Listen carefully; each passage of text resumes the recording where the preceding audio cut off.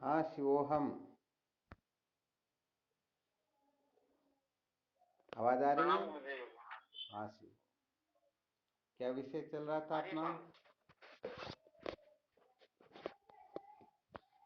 संसार को बनाए रखकर कभी भी संसार को बनाए रखकर कभी भी सत्य का साक्षात्कार नहीं किया जा सकता, यही चल रहा था ना। जी गुरुदेव।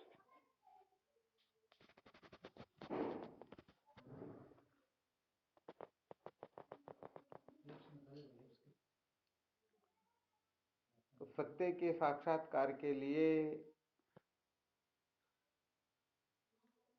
अर्थात ब्रह्म विचार से पूर्व कुछ समझ प्राप्त करनी होती है। उस समझ को प्राप्त किए बिना न तो अंतःकरण शुद्ध होता है, न तत्व जिज्ञासा जागृत होती है। जब न तत्व जिज्ञासा जागृत होती है, न चित्त शुद्ध होता है, ऐसी अवस्था में ब्रह्म विचार की ओर प्रवृत्त होना तो असंभव ही है। अर्थात ब्रह्म विचार की ओर जो प्रवृत्ति है, सचमुच में ठीक ढंग से यदि हो जाए तो निश्चित रूप से वह विद्या के बंधन से छुटकारा प्राप्त कर लेता है। और इसके सिवाय यदि मौज मस्ती मनोरंजन के लिए ब्रह्म विद्या की ओर प्रवृत्ति होती है तो वह तो एक प्रकार की सौदेबाजी होती है, एक प्रकार का व्यापार होता है। आ गया ना अच्छी तरह से समझ में? जी गुरुदेव। तो यहाँ पर जो अपना चर्चा का विषय है, काम क्रोध लोभ मोह मद मत्सर, इन छह से छुटकारा प्राप्त किए बिना सचमुच में न तो संत महापुरुषों के प्रति श्रद्धा हो सकती है, न सत्संग का महात्म्य समझ में आ सकता है। क्योंकि जब तक ये बीमारियां अच्छी तरह से निकल नहीं जाती हैं तब तक हम ठीक ठीक निर्णय ले सकते ही नहीं। जैसे राग द्वेष के वशीभूत होकर के यदि किसी भी प्रकार का निर्णय लेना हो, कोई फैसला सुनाना हो, तो राग द्वेष को ध्यान में रखते हुए यदि उनका कोई अपना है तो उसके लिए किसी न किसी प्रकार की रियायत कर दी जाएगी, और द्वेष है तो उनके ऊपर 3-4 गुना कुछ न कुछ लगा दिया जाएगा। तो आवश्यक है या नहीं कि काम क्रोध लोभ मोह मद मत्सर से हम ठीक प्रकार से विनिर्मुक्त हो, या इनसे हम छुटकारा प्राप्त करें? आवश्यक है ना। आवाज आ रही या नहीं आ रही?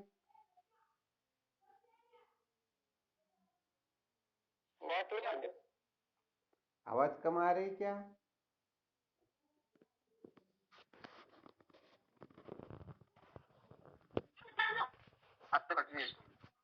आवाज कट रही है क्या?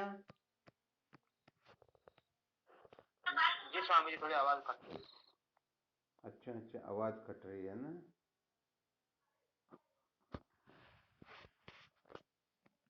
अब ठीक आ रही क्या?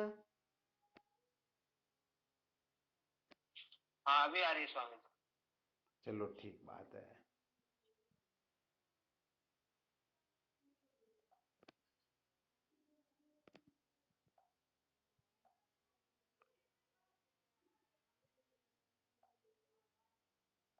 तो क्या विषय चल रहा था अभी अपना वर्तमान में?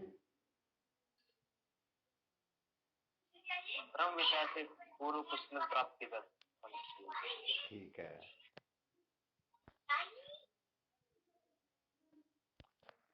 अर्थात काम क्रोध लोभ के वशीभूत हुए जीव, देखो भगवान राम को अगस्त मुनि समझाते हैं, कहते हैं न ग्रहणाति वच पथिम काम क्रोधादि पीड़ित हितम न रोचते तस्य मुमुसोरिव भेषजम। क्या बताया?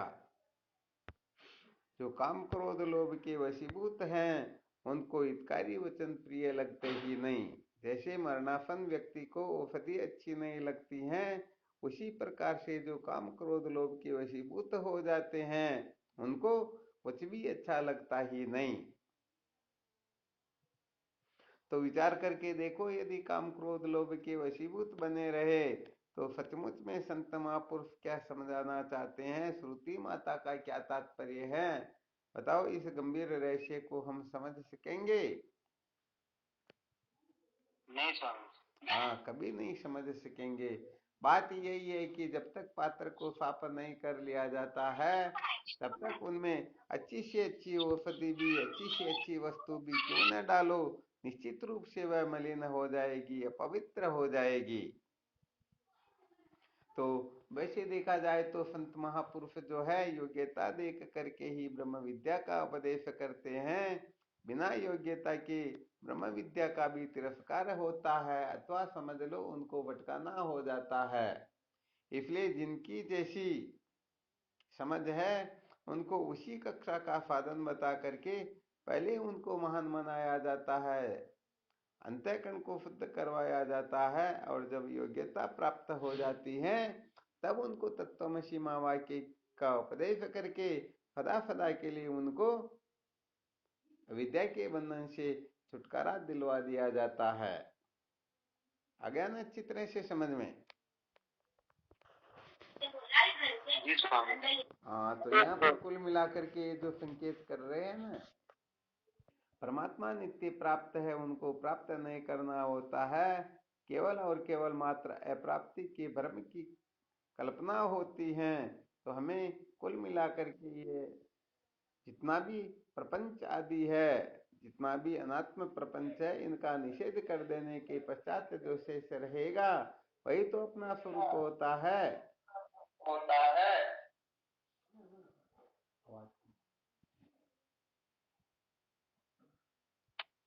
आ गया समझ में? जी स्वामी।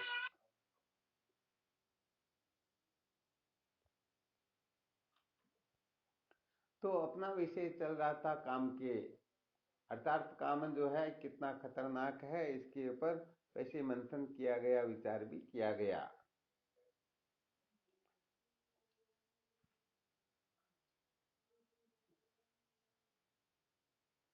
तो इसके लिए काम से सम्यक प्रकार से छुटकारा प्राप्त करने के लिए सबसे पहले तो वास्तव में काम कितना खतरनाक है ये जानना पड़ेगा, और फिर इस काम की निवृत्ति कैसे होती है उसको अच्छी तरह से समझना होगा, और तदनुकूल अपने को उसी प्रकार से अपने जीवन को बनाना होगा। तो शायद ये 2-4 दिन से विषय चल रहा तो अच्छी तरह से समझ में आ गया होगा। ये काम बहुत बड़ा खतरनाक है, और जो इस कामना के चक्कर में पड़ जाते हैं सचमुच में वे सत्य के साक्षात्कार से वंचित रह जाते हैं। तो जो साधक सचमुच में अपने जीवन को धन्य बनाना चाहता है, सार्थक करना चाहता है, उसे सम्यक प्रकार से काम का त्याग करने का प्रयास करना चाहिए। तो यहाँ पर देखो एक संकेत कर देते हैं। होता क्या है कि जैसे बांध बनाते हैं ना, तो जब तक उस बांध के चद्दर नहीं लगाएंगे, चद्दर लगाते हैं ना, तो पानी जो है बड़े से बड़े बांध को भी फोड़ देगा, उसे भी वो नष्ट कर देगा, और यदि बांध के ऊपर चद्दर लगी हुई है तो फालतू का पानी वहां से होकर के निकल जाएगा और बांध सुरक्षित रहेगा। तो यहाँ पर कामना का जो त्याग किया जाता है, कामना का त्याग कामना से ही किया जाता है। जैसे हीरे को काटने के लिए हीरे की आवश्यकता होती है, वैसे ही एक कामना का त्याग करने के लिए दूसरी कामना की स्थापना करनी होती है। तो इसी दृष्टिकोण से बताया था, निषिद्ध कर्म का त्याग करने के लिए विहित का आश्रय लेना होगा। यदि कोई विहित का आश्रय न लेकर के एकदम यदि कामना का त्याग करना चाहे तो कहने का मतलब यहाँ गड़बड़ घोटाला हो जाएगा। क्रम से जो साधन भजन करते हुए आगे बढ़ते हैं वे ही सचमुच में सत्य का साक्षात्कार कर पाते हैं। और यदि कोई नहीं नहीं हम तो ऐसा वैसा सब कुछ कर लेंगे, तो भाई ये तो अनादि काल का अभ्यास है। अनादि काल से जीव संसार के भोग पदार्थों में ऐसी अप्रोक्ष बुद्धि कर बैठे हुए हैं कि वास्तव में आनंद है तो इनमें ही है, इनके सिवाय कहीं आनंद है ही नहीं। तो ऐसा सोच करके हम इन संसार के विषय आदि की ओर प्रवृत्त होते हैं। तो एकाएक यदि कोई कह दे इनमें आनंद नहीं है, तो कहने का मतलब छूटना मुश्किल हो जाएगा, मानना सचमुच में होगा नहीं। बस इसी के लिए संकेत किया गया था। सबसे पहले निषिद्ध का त्याग करने के लिए विहित का आश्रय लेना होगा, और विहित का त्याग करने के लिए फिर आगे की कक्षा होती है। तो कल क्या बताया था? पाप कर्मों की निवृत्ति जो है पुण्य करने से हो जाती है, परंतु पुण्य की निवृत्ति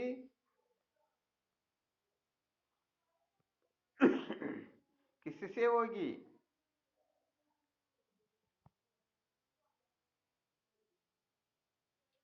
अच्छा, आवाज तो आ रही है ना? आवाज कट रही है। आवाज कट रही है क्या?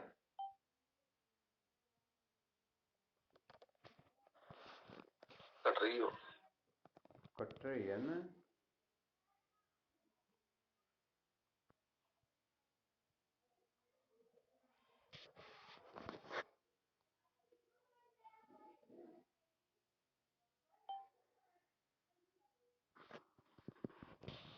राजकुमार जी आपका फोन चालू करो नहीं तो।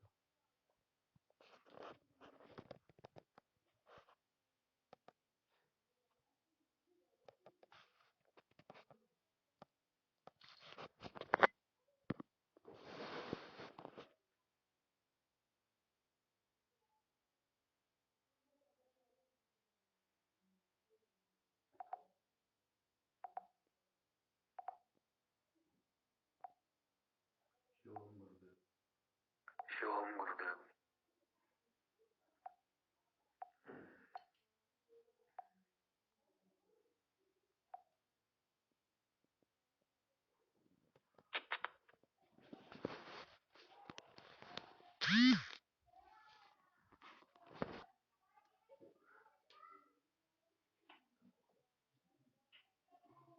हाँ शिवोहम।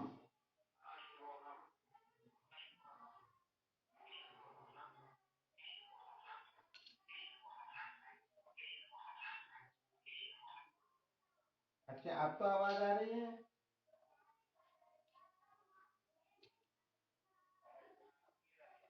अब क्लियर आ रही है ना?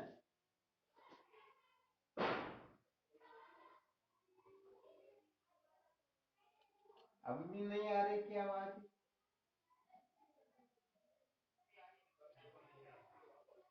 साफ आ रही ना? चलो ठीक है। तो देखो, काम की निवृत्ति के लिए सबसे पहली विधि बताई गई है। अधर्म का त्याग करने के लिए जीवन में धर्म की आवश्यकता होती है, परंतु अधर्म का त्याग करने के पश्चात अधर्म तो निवृत्त हो जाता है, परंतु धर्म शेष रह जाता है। जैसे कल जो दृष्टांत सुनाया था ना, नेवले के आने से सर्प तो भग गया, परंतु नेवला वहीं पर रह गया, और वही नेवला चिड़िया के अंडे बच्चों को खाने लग गया। तो ऐसे ही जब अधर्म की निवृत्ति हो जाती है, तब धर्म शेष रह जाता है, और यही धर्म स्वर्गादि लोगों को प्राप्त करके पुनः जन्मनादिक संसार की ओर प्रवृत्त करता है। तो विचार करके देखो,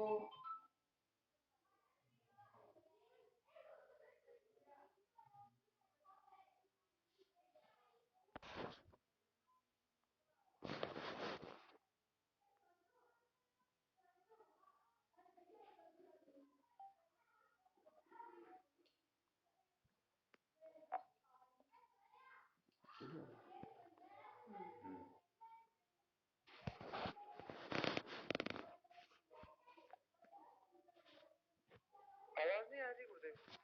अब आ रही क्या? हाँ गुरुदेव, अब आ रही। अब तो आ रही है ना? जी गुरुदेव। आज शायद नेटवर्क में प्रॉब्लम है।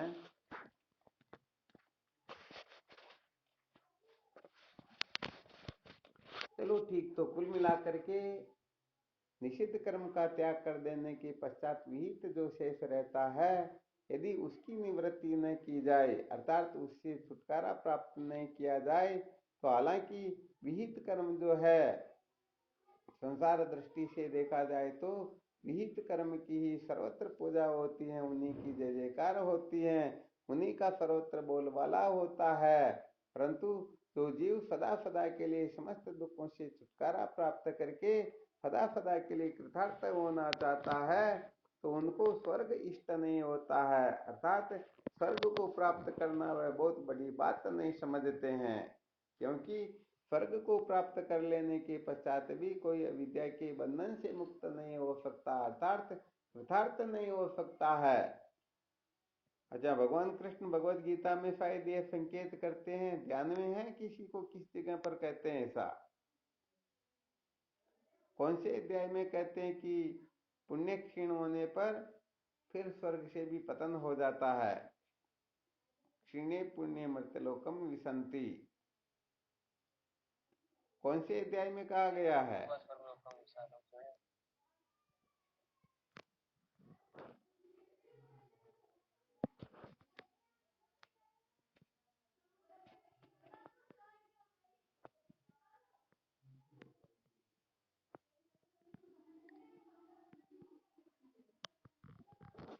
कौन से अध्याय में कहा गया?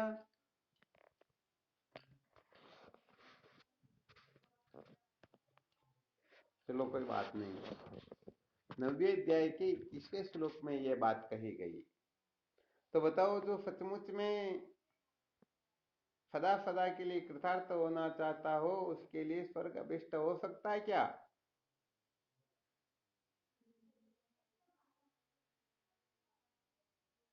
नहीं हो सकता है।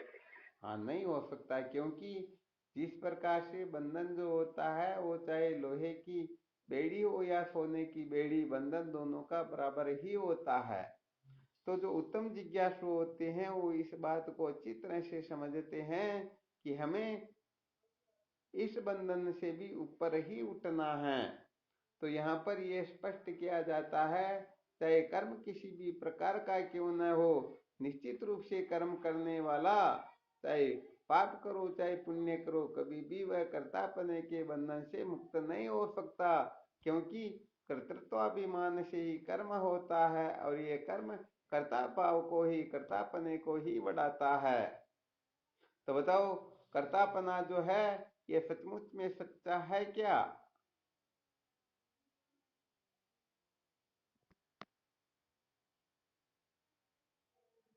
नहीं सर। हाँ, बिल्कुल सत्य बात है। अरे भाई, ये कर्तृत्व भोक्तृत्व इसी को संसार कहते हैं। कर्तृत्व भोक्तृत्व के कारण ही हम अनादिकाल से भटक रहे हैं, और यदि कर्तृत्व भोक्तृत्व का नाश नहीं हुआ, निवृत्ति नहीं हुई, तो पुनः जन्म मरणादि संसार में भटकने से कोई हमको रोक नहीं सकता। जैसे चने आदि के जो बीज होते हैं ना, जब तक उनको जला नहीं दिया जाता है तब तक कहने का मतलब वह पुनः पुनः अंकुरित होता ही रहेगा। तो ऐसे ही जब तक ये कृतित्व भोक्तृत्व ठीक ठीक प्रकाश से जल न जाए, ठीक ठीक प्रकाश से जलने का मतलब होता है ब्रह्म विद्या के द्वारा, अधिष्ठान ज्ञान के द्वारा इनकी निवृत्ति नहीं हो जाती है, तब तक कहने का मतलब जीवों को पुनः पुनः जन्म मरणादिक संसार में भटकना ही होता है। तो कुल मिलाकर के साधक को इतनी बात अच्छी तरह से समझ लेनी चाहिए कि ये काम जो है बड़ा खतरनाक होता है, तो काम के वशीभूत होता है। सच्ची कहे तो कहते हैं ना, कौवा अंधा रात को उल्लू दिन में होई, कामी अंधा दिन रात अकल भी अपनी खोई। अरे भाई, कौवा केवल और केवल मात्र रात को अंधा होता है और दिन को सब कुछ दिखाई देता है।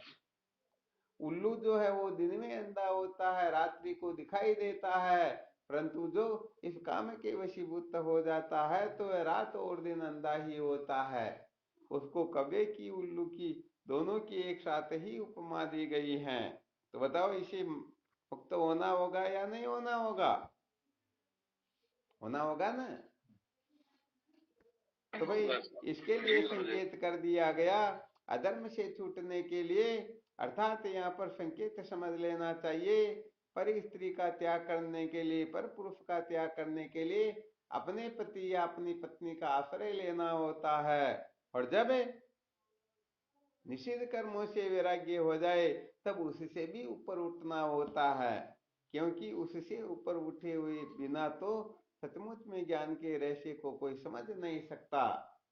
तो उससे ऊपर उठने के लिए फिर सत्संग की आवश्यकता होती है, अर्थात पाप कर्मों की निवृत्ति पुण्य कर्मों के करने से हो जाती है, परंतु पुण्य कर्मों की यदि निवृत्ति नहीं होगी तो यही पुण्य कर्म स्वर्ग आदि लोकों को प्राप्त करके पुनः पुनः संसार जन्मरणादि दुखों की ओर प्रवृत्त करते रहेंगे। तो यहाँ पर पुण्य की जो निवृत्ति होती है, पुण्य की निवृत्ति सत्संग के द्वारा होती है। तो फिर सत्संग के द्वारा क्या होगा? अरे भाई वह जो पुण्य है वह पुण्य कहने का मतलब अपने चित्त शुद्ध में, क्योंकि एक तो जो पुण्य है स्वर्ग की प्राप्ति में अपना योगदान करता है, और यदि उस पुण्य को ठीक तरह से काम में लिया जाए तो वही पुण्य अपने अंतःकरण को शुद्ध कर देता है। एक ही कर्म दो प्रकार से अपने को फल देता है। यदि सकाम भावना से करेंगे तो स्वर्ग आदि लोकों की प्राप्ति हो जाएगी, निष्काम भावना से करेंगे तो वो अंतःकरण को शुद्ध कर देगा। यहाँ पर निष्काम भावना से कर्म करने का प्रयोजन, कर्म करने का जो तात्पर्य बताया जा रहा है, अर्थात जो केवल और केवल मात्र ईश्वर की प्रसन्नता के लिए या ईश्वर को फल समर्पित करते हुए तो शास्त्रोक्त रीति से कर्म करते हैं, तो सचमुच में वह कर्म उनको स्वर्ग आदि लोकों की ओर प्रवृत्त नहीं करता, बल्कि चित्त शुद्ध करके वो ब्रह्म विद्या की ओर प्रवृत्त कर ही देता है। बिल्कुल ठीक है ना? ये तो बिल्कुल सत्य। तो यहाँ पर फिर अपना पहले जो काफी लंबे समय से विषय चला था, अंतःकरण के मल विक्षेप दोषों से छुटकारा कैसे परे, तत्व जिज्ञासा कैसे जागृत हो, तो उस समय जो सारे के सारे सूत्र बताए थे उन समस्त सूत्रों का अवलोकन करके चिंतन मनन करते रहना। यदि सचमुच में इस कर्मों का हम सदुपयोग नहीं करेंगे तो ये कर्म अपने को, क्योंकि कर्म शास्त्र का सिद्धांत है कल्प कल्पांतर कोटि कोटि कल्प कल्पांतर भी क्यों न व्यतीत हो जाए, कर्म कभी भी अपना फल दिए बिना शांत होता ही नहीं। इसलिए निष्काम भावना से ईश्वर की प्रसन्नता के लिए ईश्वर के अर्पण करते हुए यदि हम कर्म करेंगे तो उस कर्मों का जो फल है, ध्यान रखना अच्छी तरह से, यहाँ पर संकेत वश बता देते हैं। बहुत सारे लोग समझते हैं कि निष्काम जो कर्म होता है उसका फल होता ही नहीं। वास्तव में देखा जाए तो ऐसी बात बिल्कुल भी नहीं है, और न इसको किसी भी प्रकार से सिद्ध किया जा सकता है। यदि निष्काम कर्म का फल न हो तो बताओ अंतःकरण शुद्ध कैसे होगा? अंतःकरण का शुद्ध होना निष्काम कर्म का ही फल है। आ गया ना अच्छी तरह से समझ में? जी गुरुदेव। और शास्त्रों में जहां जहां पर कहा गया है कि निष्काम कर्म का कोई फल नहीं होता है, वहां पर ये निष्काम कर्म होता ही नहीं, क्योंकि इस बात को अच्छी तरह से समझ लेना चाहिए। केवल और केवल मात्र ब्रह्मवेत्ता महात्माओं के द्वारा जो कर्म होता है वह कर्म ही निष्कर्म होता है। निष्काम कर्म का मतलब होता है कर्म की वह अवस्था जो फल देने में समर्थ न हो।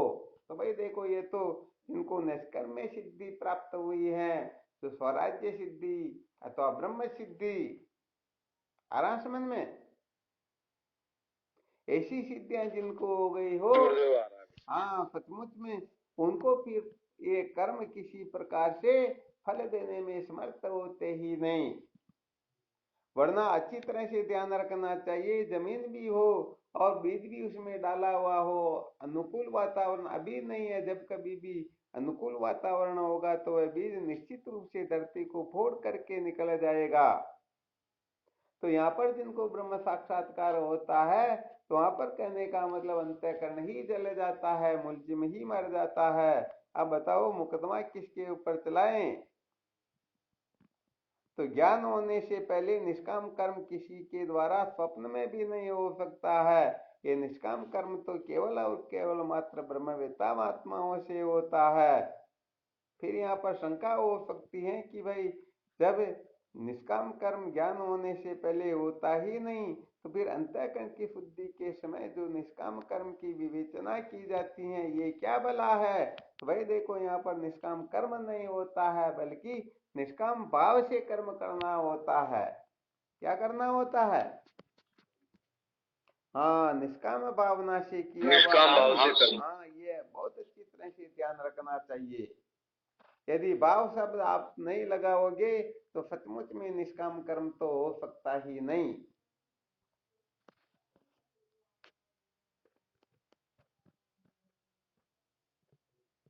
तो निष्काम भावना से जो कर्म करते हैं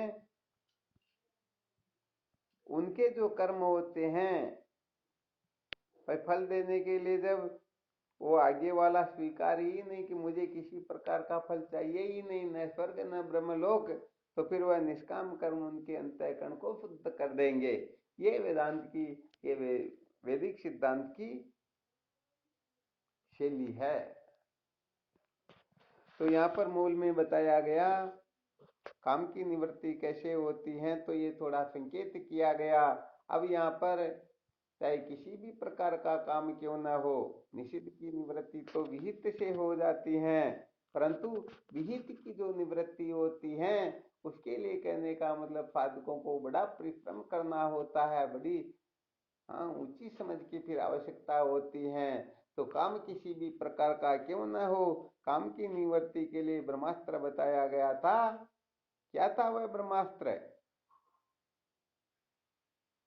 आत्म प्राप्ति की कामना।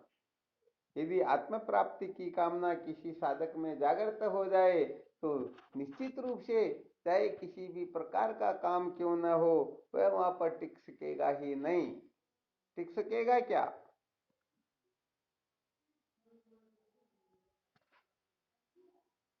नहीं टिक सकते।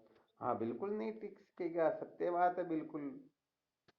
तो साधकों को, जो साधक कुल मिलाकर के निषिद्ध कर्मों से ही छूटना चाहते हैं तो उनके लिए विधि बता दी गई है, उनको विहित कर्म का आश्रय ले लेना है। परंतु जो विधि और निषेध दोनों से ही छूटना चाहते हैं तो उनको केवल और केवल मात्र आत्म प्राप्ति की कामना को ही महत्व देना है, क्योंकि आत्म प्राप्ति की कामना जागृत होते ही सारी की सारी वो काम वासनाएं जो है वो शिथिल होने लग जाएगी। अच्छा विचार करके देखो, जब आत्म प्राप्ति की कामना जागृत होती है तो बताओ हम बहिर्मुख होंगे या अंतर्मुख होंगे?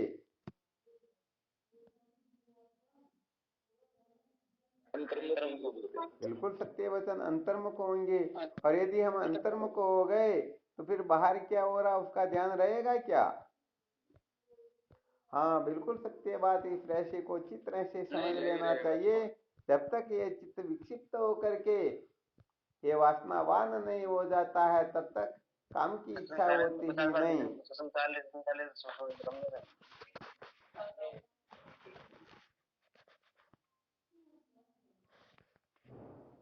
ठीक है ना?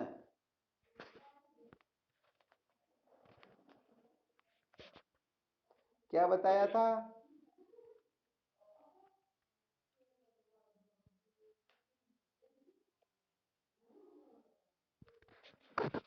क्या बताया था अभी? जब अंतर्मुखी हो जाएंगे तो बात। हाँ क्या बात है, मोहनानंद जी महाराज ने बहुत अच्छा ध्यान रखा, बहुत बहुत धन्यवाद। अरे भाई जब हम अंतर्मुख हो जाएंगे तब जैसे हम जिस तरफ मुंह करके बैठे हैं या चल रहे हैं तो बाएं दाएं या पीछे क्या हो रहा ध्यान रहेगा क्या? हाँ बाएं दाएं का भले थोड़ा बहुत अपने को आभास हो सकता है, परंतु पीछे क्या हो रहा पता चलेगा क्या? तो जब हम बहिर्मुख होते हैं तो निश्चित रूप से कामना उदय हो जाती है, निश्चित रूप से संसार को पाने की लालसा आदि सब कुछ उदय हो जाती हैं। परंतु जब सबको पीट करके हम आत्म तत्व की ओर प्रवृत्त होते हैं, उस ओर जब हमारी प्रवृत्ति हो जाती है तो बताओ पीछे क्या हो रहा ध्यान रहेगा क्या? तो यहाँ पर आत्म प्राप्ति की कामना से ही, किसकी कामना से? आत्म प्राप्ति की कामना से ही काम के ऊपर विजय प्राप्त की जा सकती है। देखो, ये आत्म प्राप्ति की कामना जो एक प्रकार का साधन होता है, और इस साधन से जो साध्य प्राप्त होता है उस साध्य का नाम होता है आत्मरति। क्या होता है? हाँ, आत्मरति। इनके बारे में तो अपने को विशेष रूप से समझना है। आत्मरति, आत्म तृप्ति और आत्म संतुष्टि, ये तीन जिस जगह विराजमान होती हैं तो समझो सदा सदा के लिए जीवन धन्य हो गया, कृतार्थ हो गया। तो ये आत्म प्राप्ति की कामना जब प्रबल होने लगेगी तो आत्म प्राप्ति की कामना से क्या होगा? आत्मरति जागृत हो जाएगी। और जब आत्मरति जागृत हो गई, जैसे किसी को समुद्र मिल गया हो, बड़ा जलाशय मिल गया हो, तो छोटे जलाशय के पीछे पागल होगा क्या? अरे कभी होगा ही नहीं, क्योंकि छोटा जलाशय जो है वो हमें पूर्ण रूप से संतुष्ट कर सकता ही नहीं। अरे व्यवहारिक सत्ता में भी देखा जाए, कहीं नौकरी पर निकले हुए हैं, कोई कह दे मैं तुम्हारे को 100 रुपए दूंगा, और दूसरा कहे मैं तुम्हारे को 500 दूंगा, तीसरा कहे मैं 1000 रुपए दूंगा, तो बताओ 100-500 वाले के काम करने जाएंगे या 1000 रुपए वाले के यहाँ पर? हाँ, तो बिल्कुल सत्य बात यही है। कुल मिलाकर के जिस साधक के हृदय में आत्मरति जागृत हो जाती है, रति नाम होता है प्रेम का। हाँ, ये अच्छी तरह से इस बात को समझ सकते हैं कि जिससे प्रेम होता है उसके सिवाय बाकी सब जो है अपने आप ही दिमाग से निकल जाते हैं। वो चाहे कैसा भी क्यों न हो, उसके सिवाय और दूसरा तीसरा कोई चिंतन होता ही। हाँ, शायद पहले एक दृष्टांत बहुत बार सुनाया करते थे, काफी साधकों को तो उस दृष्टांत का ध्यान है, किसी साधक को ध्यान में नहीं है। अभी आश्रम पर 4-5 साधक भी आए हुए हैं, तो चलो ये भी और सुन लेंगे, पहली बार ही आए तो। देखो क्या होता है, एक बार दो राक्षस आपस में झगड़ा ठान बैठते हैं, लड़ाई कर बैठते हैं। और उनकी लड़ाई किस बात की, युद्ध किस बात का? एक राक्षस दूसरे से कहता है इस संसार में सबसे अधिक यदि कोई सुंदर है तो मेरी स्त्री है। दूसरा कहता तो बावला हो रहा, मेरी स्त्री से सुंदर तो 3 लोग तो क्या 14 लोग में भी नहीं है। तो आपस में बात चलते चलते यहाँ तक बात पहुंच जाती है कि एक कह देता है कि मेरी स्त्री को कोई कम सुंदर बताए तो मैं उसको इसी समय कच्चा चबा जाऊं। और दूसरा कहता है कि यदि कोई मेरी स्त्री को कोई कम सुंदर बता दे तो मैं उनके हजारों टुकड़े कर दूं। ऐसा दोनों के आपस में वाद विवाद हो रहा था उस समय, क्योंकि दो लड़ते हैं तो समझाने वाला कोई तीसरा ही होता है, और दोनों ही राक्षस तो एक दूसरे का कुछ बिगाड़ सकते नहीं। तो आपस में झगड़ा चल रहा था, इतने में कोई ब्राह्मण देवता भिक्षावृत्ति करके वहां से भगवान का भजन करते हुए निकल रहे थे। तो उन्होंने सोच लिया भाई अपना जो निर्णय है ये पंडित जी करेंगे, क्योंकि पंडित जो होते हैं विवेकवान होते हैं, समझदार होते हैं। गए और उनका रास्ता रोक करके खड़े हो गए, आप आगे नहीं जा सकते हो। अरे भाई क्यों, क्या कारण है? सबसे पहले हमारे प्रश्न का उत्तर दो, हमारा समाधान करो, वरना हम तो आपस में मर मिटे ऐसी स्थिति हो रही है। कहा भाई बताओ क्या तुम्हारी शंका है, यदि उचित बना तो हम इसका समाधान करेंगे। कहा नहीं नहीं ऐसा हो सकता ही नहीं, उत्तर दिए बिना आप आगे नहीं जा सकते हो। कहा बताओ क्या प्रश्न है? तो दोनों ने तुरंत कह दिया। एक कहता है कि मेरी स्त्री से सुंदर कोई है ही नहीं, यदि उसको कोई थोड़ा भी बहुत कम सुंदर बता दे तो मैं उसे इसी समय कच्चा ही मुंह में रख दूं, चबा जाऊं। दूसरा कहता नहीं नहीं, इस संसार में सबसे अधिक यदि कोई सुंदर है तो मेरी स्त्री है, और मेरी स्त्री को कोई कम सुंदर बता दे तो मैं उसके हजारों टुकड़े कर दूं। बताओ कम हो गया ना गजब। प्रश्न का उत्तर दिए बिना आगे नहीं जा सकते, और उत्तर दे तो एक के पक्ष में दे तो दूसरा, दूसरे के पक्ष में दे तो पहला, उसे इसी समय निपटा देते हैं। तो थोड़ी देर वो ब्राह्मण देवता विचार करके फिर कहने लगते हैं सावधान होकर के सुनो, मैं तुमको इसका रहस्य समझाता हूं। फिर वो ब्राह्मण देवता कहते हैं, सच कहा जाए तो, क्या कहा, सत्य कहा जाए तो इस संसार में कोई स्त्री सुंदर होती ही, हाँ सचमुच में कोई सुंदर होती ही नहीं। अरे न कोई पुरुष होता, न कोई स्त्री होती है, सुंदर तो केवल मात्र परमात्मा है। परमात्मा के सिवाय सारे के सारे असुंदर ही है। तो इस संसार में कोई स्त्री सुंदर होती ही, परंतु अब वो कहते सुंदर होती ही नहीं, तो मेरी स्त्री तो मुझे तो सबसे अधिक सुंदर लगती है। तो कहा भाई हम इसी का समाधान कर रहे हैं। तो आगे वे कहने लगते हैं, भाई जिसका जिससे प्रेम हो जाता है उसको वही सुंदर लगने लग जाती हैं। ध्यान रखना अच्छी तरह से। इस दृष्टांत को हम कहीं पर भी घटित करके देख सकते हैं। आ गया समझ में? तो भाई देखो यहाँ पर महत्व जो किसका बताया, ये आसक्ति ममता ममता का ही बताया है। तो इस संसार में कोई स्त्री सुंदर होती ही नहीं, जिसका जिसे प्रेम हो जाता है उसको वह सुंदर लगने लग जाती हैं, परंतु यथार्थ में देखे तो कोई सुंदर होती ही। आ गया ना अच्छी तरह से समझ में? तो भाई यहाँ पर भी वास्तव में देखा जाए तो जिनको आत्मरति जागृत हो जाती है, आत्मा से प्रेम हो जाता है, तो सच्ची बात कहे तो आत्मा के सिवाय वो संसार के लोग जो होते हैं उनके सिवाय उनको कुछ अच्छा लगता ही नहीं। तो जिनको सचमुच में आत्मा से प्रेम हो जाए तो बताओ, कहते न प्रीतम छवि नैनन बसी पर छवि कहाँ समाये, परी सराय रहीम कहे पथिक आप फिर जाए। तो भाई आत्मा से यदि किसी का प्रेम हो गया तो बताओ फिर कोई शेष रहेगा क्या, किसी की आवश्यकता रहेगी क्या? अरे उनको तो समुद्र में लग गया है। समझो स्वर्ण प्राप्त होने के बाद में कोई पीतल के चक्कर में पड़ेगा क्या? नहीं पड़ेगा ना। जिन्होंने अमृत चख लिया हो वो छोटे मोटे रसों के चक्कर में पड़ेगा क्या? अरे जिनको गरुड़ की सवारी मिल गई हो वो हवाई जहाज या छोटी मोटी चीजों के चक्कर में पड़ेगा क्या? जहां पर सूर्य उदय हो गया हो फिर वहां दीपक का जुगनू का कोई महत्व रहा क्या? नहीं रहा। तो यहाँ पर सचमुच में जब आत्मरति जागृत हो जाती है, आत्मा से प्रेम हो जाता है, तो ये सारे के सारी जितनी भी कामनाएं हैं ये सारी की सारी निवृत्त हो जाती हैं। तो पहले जो संकेत बताया गया था, संकेत किया गया था, वह सारा का सारा संकेत व्यवहारिक दृष्टि से साधारण पुरुषों के लिए किया गया था। भाई तुम देखो, यदि काम वासना पर विजय प्राप्त करना चाहते हो तो तुम अधर्म के अनुसार जो कुछ होता है उसका त्याग करो और धर्म की मर्यादा में रह करके उनका सेवन करो, तो क्या होगा? पतन नहीं होगा। अरे पतन नहीं होगा तो उत्थान भी, हाँ वही अटके रहे तो उत्थान भी होने वाला। तो कहने का मतलब निषिद्ध कर्म का त्याग करके कोई बीच में आसक्त हो जाता है तो भले ही उनका पतन नहीं होगा, परंतु जीवन धन्य उसका भी होने वाला है ही नहीं।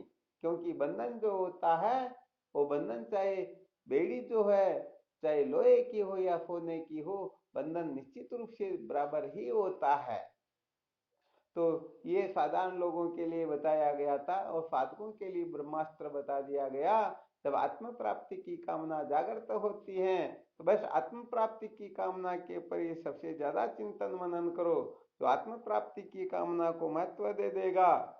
आत्म प्राप्ति की कामना जब बढ़ते बढ़ते बढ़ते जब पूर्ण अवस्था में पहुंचेगी उसी समय आत्मरति हो जाएगी, और आत्मरति हो गई तो सचमुच में फिर तो कहने का मतलब कीचड़ से सने हुए हैं, इनके पीछे पड़ने की फिर बेवकूफी वह करेगा ही। अरे जो राष्ट्रपति के पद का अनुभव कर लिया हो, जिनको राष्ट्रपति का पद प्राप्त हो गया हो, फिर वो सचिव सरपंच बनने के लिए पागल होगा क्या? हाँ सत्य बात है। जैसे चक्रवर्ती सम्राट हाँ कीचड़ में पड़े हुए सिक्के को नहीं उठाता है, ऐसे ही जिनकी सचमुच में आत्मरति जागृत हो जाती है तो फिर सच्ची बात कहे ये संसार के तो क्या, स्वर्ग के तो क्या, ब्रह्मलोक के भोगों की भी उनको इच्छा नहीं रहती है। क्योंकि आत्मरति से जीवन धन्य होता है, और बाकी जितनी भी वृत्तियां हैं ये सारी की सारी पतन की ओर ले जा करके सदा सदा के लिए उसे बर्बाद कर देती हैं। ऐसा जानने वाला, इस रहस्य को समझने वाला, आत्मरति की ओर प्रवृत्त होने वाला, बताओ काम के चक्कर में पड़ेगा क्या? तो कुल मिलाकर के इतना सा संकेत अच्छी तरह से अपने को समझ लेना कि आत्मरति जो है, आत्म प्राप्ति की जो कामना है, आत्म प्राप्ति की कामना से ही समस्त कामनाओं की निवृत्ति हो सकती है।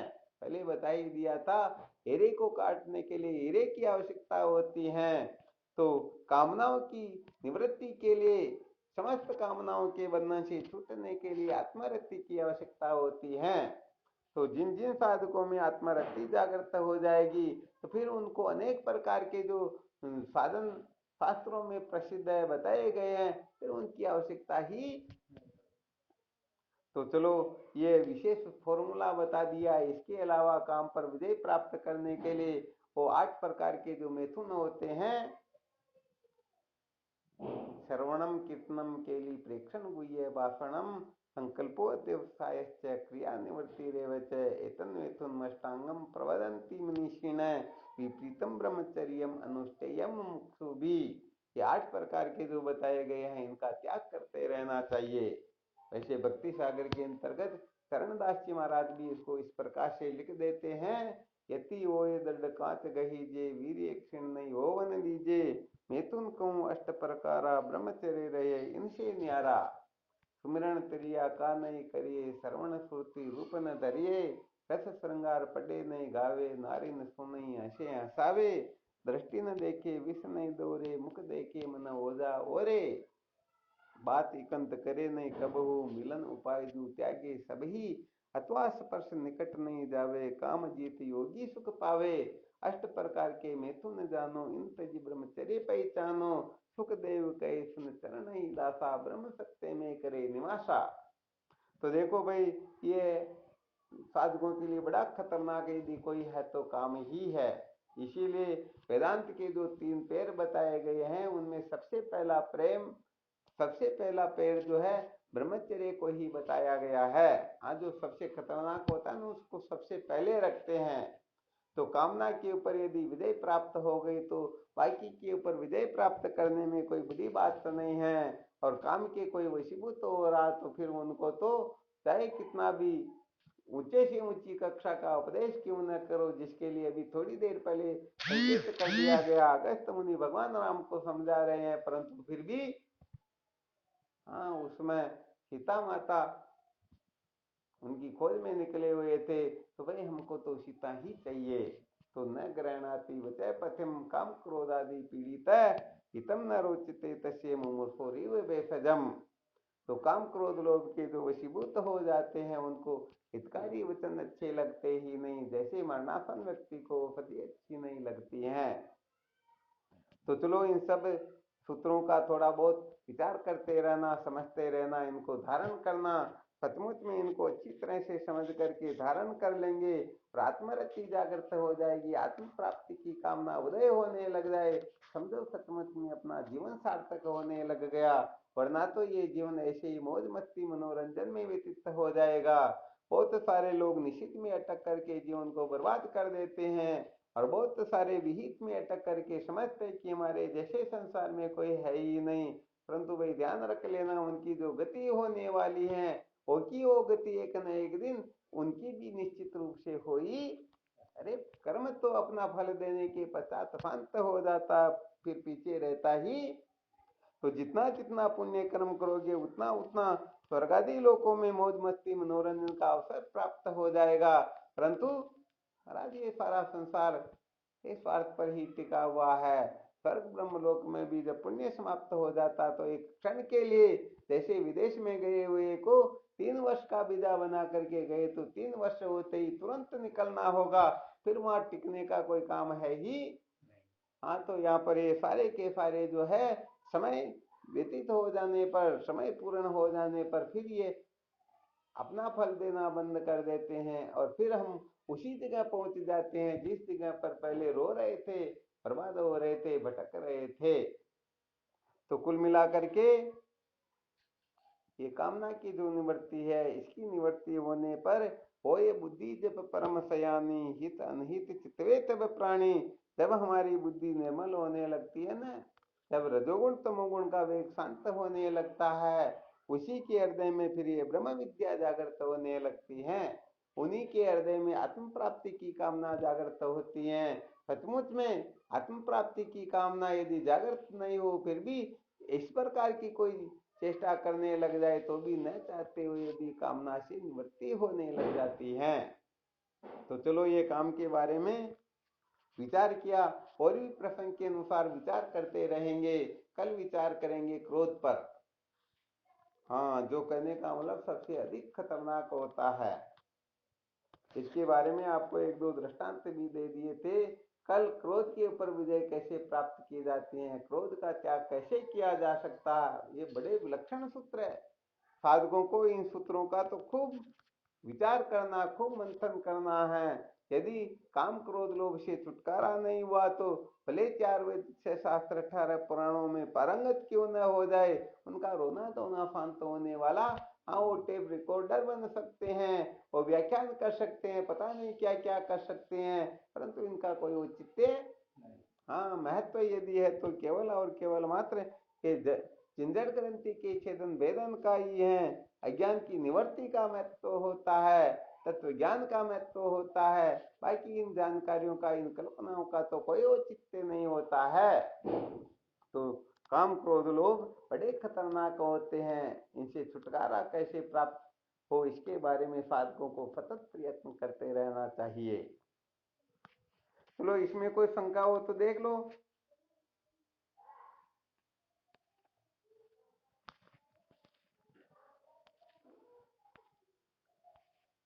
बनवारी जी महाराज, समझ में आया थोड़ा बहुत?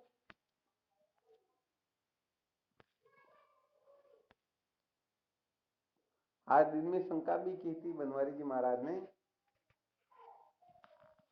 तो समयाभाव के कारण कुछ चर्चा नहीं कर सके। तो हाँ, अभी थोड़ा उनकी शंका का भी निरूपण किया था। कल फिर समय मिलेगा उसमें फिर कॉल करके और चर्चा कर लेंगे।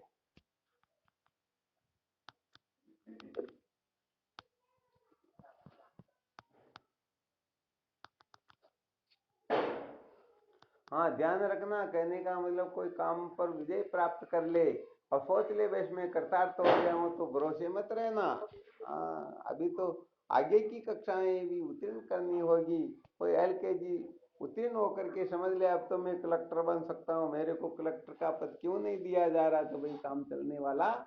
हाँ, काम का त्याग करने के पश्चात क्रोध की, फिर लोभ की, ये मोह मद मत्सर, ये सारे के सारे की निवृत्ति जितनी मात्रा में अपेक्षित है उतनी मात्रा में करना होगा। परंतु पूर्ण रूप से निवृत्ति तो केवल और केवल मात्र तत्व ज्ञान से ही होगी। बिना तत्व ज्ञान के किसी का भी अत्यंता भाव होता ही नहीं। ये पूर्ण रूप से जलेंगे तो तत्व ज्ञान से ही। इसलिए अपने को केवल मात्र वेदांत विचार की ओर प्रवृत्त होकर के, अर्थात वेदांत श्रवण की ओर प्रवृत्त हो, तो वहां पर पूर्ण रूप से पूरी शक्ति लगा करके वहीं पर हम प्रवृत्त हो। ऐसा नहीं कि थोड़ा चित्त यहाँ, थोड़ा वहां, थोड़ा वहां। तो ऐसे तो सूर्य की किरणें, कहने का मतलब न कागज को जलाती है न कपड़े को जलाती हैं, और जब यही किरणें एक जगह एकत्रित होकर के गिरती हैं तो कागज कपड़े को भी जला देती हैं। तो हमारा थोड़ा चित्त यहाँ, थोड़ा वहां, कहने का मतलब थोड़ा देखने में, सुनने में, सूंघने में, चखने में, स्पर्श करने में, और पता नहीं झगड़ा झमेला करने में, मौज मस्ती मनोरंजन करने में, क्या का क्या पाने छोड़ने में लगा हुआ है। तो सचमुच में वह वेदांत विचार करने लायक अंतःकरण अभी हुआ नहीं। उसी के लिए हमें शास्त्रोक्त रीति से काम क्रोध लोभ के ऊपर विजय प्राप्त करनी है। यदि इस पर विजय प्राप्त हो गई तो समझो 90% दुखों की निवृत्ति हो गई। फिर तो ज्ञान तो केवल और केवल मात्र वो ज्ञान का ही निवर्तक होता है।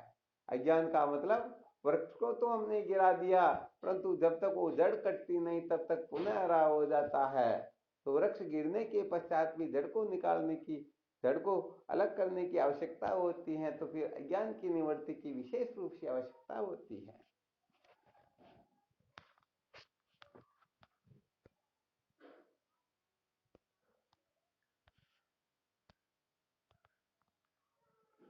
चलो ठीक, फिर करो साधन भजन, ठीक है ना। शिवोहम। स्वामी जी के चरणों में कोटि प्रणाम। हाँ शिवोहम। गुरुदेव भगवान के प्रणाम करूं। कोटि कोटि प्रणाम गुरुदेव आपके चरणों। हाँ शिवोहम, नमो नारायण। शिवम गुरुदेव, आपके श्री चरणों में बारंबार प्रणाम, कोटि कोटि वंदन आपके श्री चरणों में गुरुदेव। हाँ शिवोहम। ओम गुरुदेव, प्रणाम आपके श्री चरणों। शिवोहम। ओम गुरुदेव भगवान आप। हाँ शिवोहम।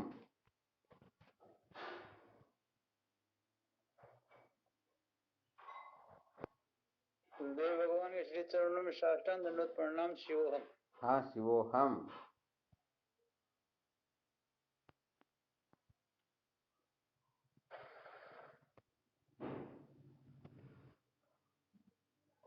प्रणाम स्वामी जी आपके श्री चरणों में। हाँ शिवोहम।